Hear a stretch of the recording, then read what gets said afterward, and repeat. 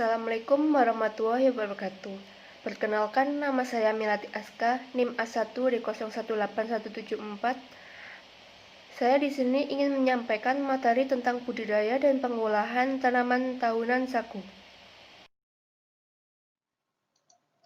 Budidaya dan pengolahan tanaman sagu. Yang pertama, latar belakang. Pohon sagu merupakan tumbuhan yang berasal dari Asia Tenggara. Tanaman sagu tumbuh secara alami terutama di dataran atau rawa yang memiliki sumber air yang melimpah. Sagu merupakan tumbuhan yang menghasilkan karbohidrat dari batangnya. Sagu telah lama dikonsumsi sebagai makanan pokok masyarakat Indonesia Timur, seperti di Maluku dan Irian Jaya. Dilihat dari keanekaragaman dan keasliannya, banyak yang mengklaim bahwa sagu berasal dari Maluku dan Irian Jaya karena di hutan sagu tersebut terdapat berbagai ragam jenisnya, seperti sagu yang berduri panjang dan juga sagu yang tidak berduri. Potensi tanaman sagu di Indonesia cukup besar, diperkirakan sekitar 1.128 juta hektar atau sekitar 51,3% dari luas sagu dunia, dengan wilayah sebaran utama di Maluku dan Papua, dan beberapa daerah lainnya seperti Sulawesi, Sumatera, dan Kalimantan.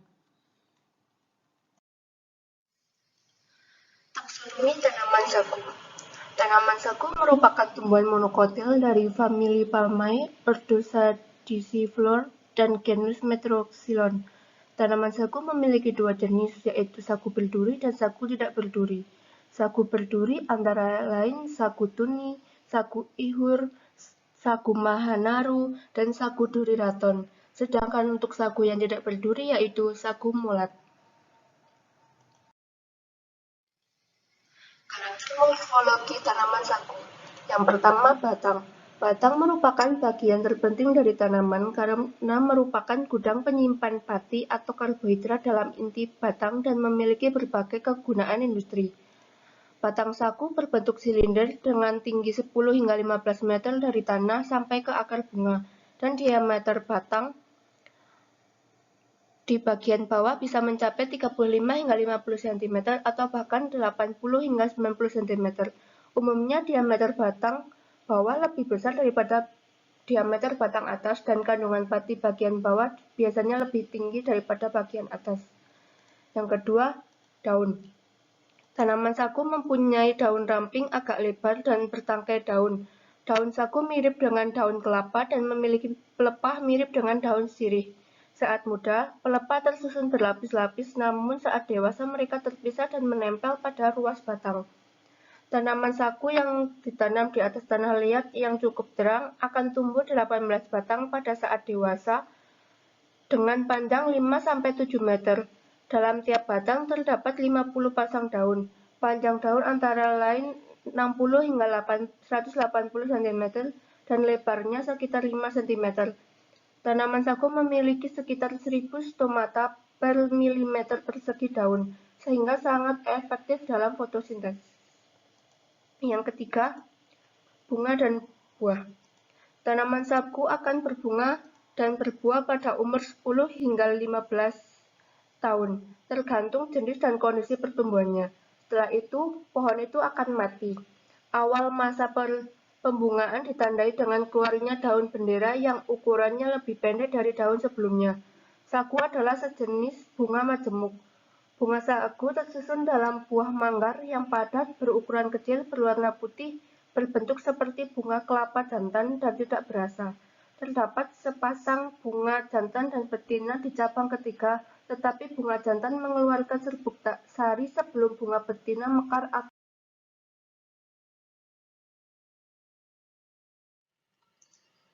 arti penting tanaman sagu. Tanaman sagu merupakan tanaman penghasil pati tinggi dan berpotensi untuk dikembangkan sebagai bahan pangan maupun bahan baku industri. Pemanfaatannya antara lain sebagai bahan baku industri, kosmetik, kertas, bioetanol, pembungkus kapsul, dan kemasan makanan. Masyarakat Papua mengkonsumsi sagu berupa papeda basah, papeda kering, dan bentuk lempengan. Limbah sagu juga dapat digunakan sebagai bahan atap rumah, anyaman, dan kerajinan tangan, serta sebagai pakan ternak atau pupuk organik.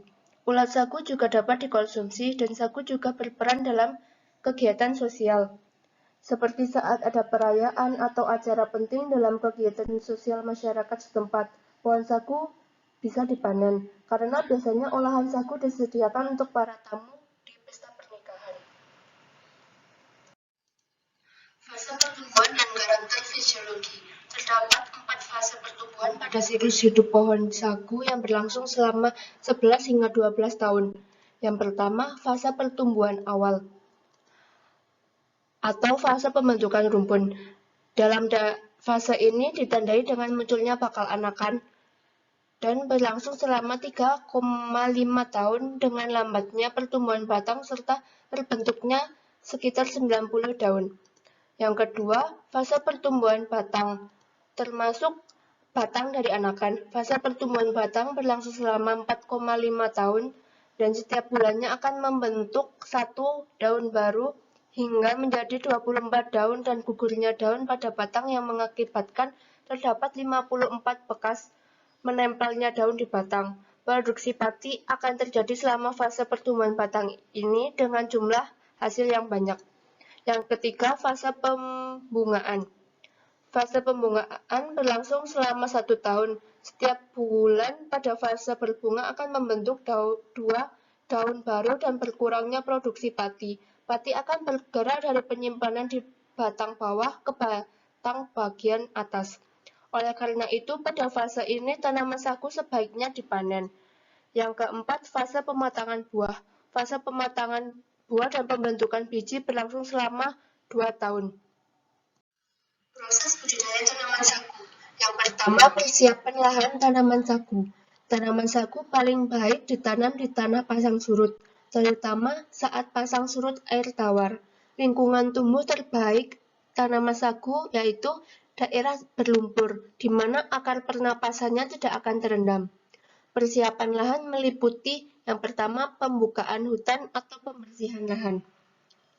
Pembukaan hutan atau pembersihan lahan dilakukan 1 atau 2 tahun sebelum penanaman sagu. Pembersihan lahan dilakukan setelah pembukaan lahan agar lahan lebih bersih dan siap untuk penanaman tanaman sagu. Yang kedua, pengelolaan tata air. Perencanaan pola tata air dirancang agar tujuan pengelolaan air terjamin untuk kebutuhan tanaman maupun sarana budidaya tanaman sagu. Pengelolaan tata air meliputi komponen saluran air, pintu-pintu pengendali air, serta tanggul dan jalan. Tinggi permukaan air tanah dapat diatur dengan pembuatan sistem drainase, kanal, dan pintu air. Yang ketiga, pembuatan blok. Pembuatan blok berukuran 400 meter x 400 meter yang di tengah bloknya terdapat sebuah kanal. Kanal terdiri dari 3 macam, yaitu saluran primer, sekunder, dan tersier dengan fungsinya masing-masing.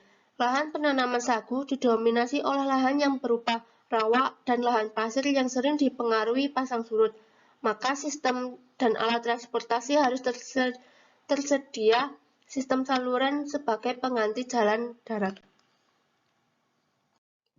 Yang kedua, pembibitan dan penanaman tanaman sagu.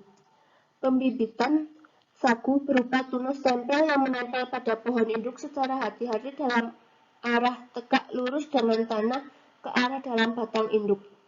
Pembibitan dilakukan dengan menggunakan rakit yang terbuat dari bambu atau daun sagu tua untuk memperoleh daya tumbuh yang tinggi. Anakan sagu diletakkan di atas rakit dalam posisi berdiri dengan sebagian ponggolnya terendam air. Keuntungan menggunakan persemaian rakit adalah mendapatkan bibit dengan daya tumbuh tinggi dan memudahkan pemeliharaan. Waktu pembibitan adalah 3 bulan. Saat itu, benih sudah memiliki 2 hingga 3 helai daun atau pelepah dan benih sudah siap ditanam di lapangan.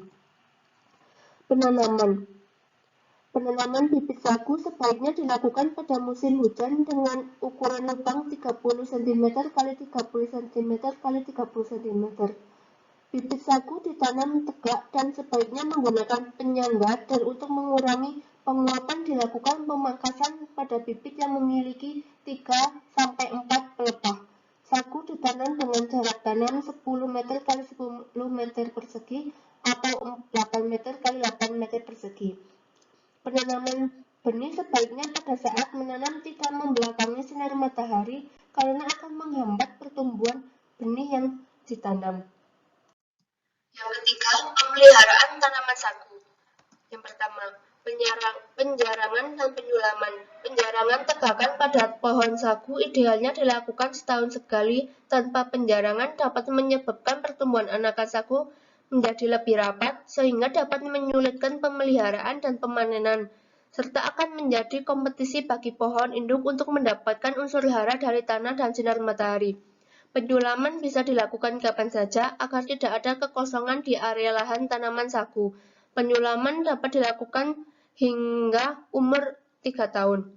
Yang kedua, penyiangan gulma. Penyiangan gulma dilakukan pada pohon sagu yang masih muda sekitar 3 hingga 5 tahun, karena pada umur tersebut tanaman sagu mudah terserang hama. Penyiangan dilakukan dengan menggunakan tangan, arit, parang, cangkul, dan alat pertanian lainnya. Yang ketiga, pemupukan. Pemupukan merupakan suatu tindakan pemberian unsur hara tanaman sehingga produktivitas tanaman dapat meningkat. Unsur hara yang dibutuhkan untuk pertumbuhan tanaman adalah kalsium, kalium, dan magnesium.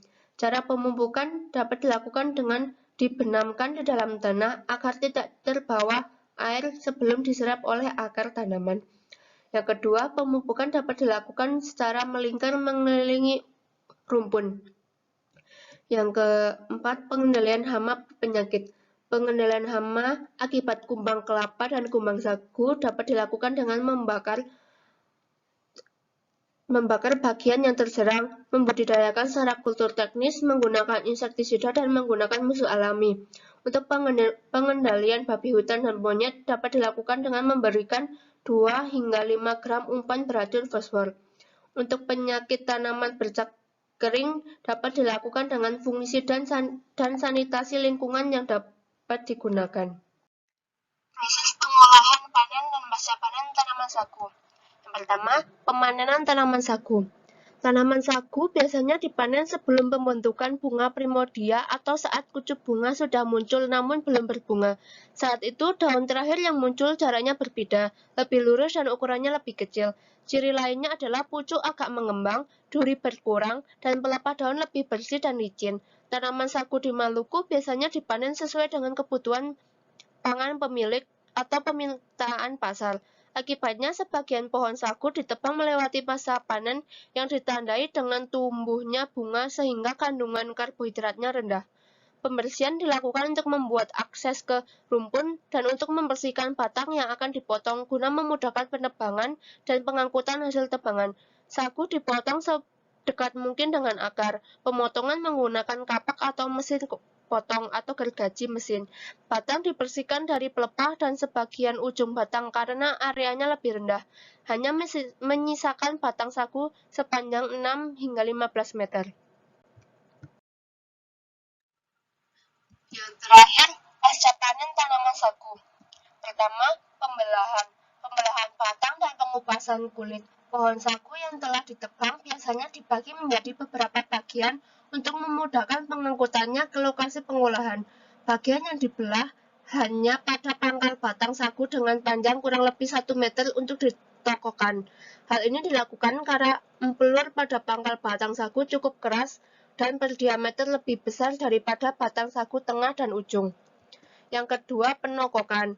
Penokokan atau pemarutan. Proses penokokan merupakan proses penghancuran batang sagu menjadi serat yang lebih halus sehingga proses pemisahan antara serat dan pati lebih mudah dilakukan.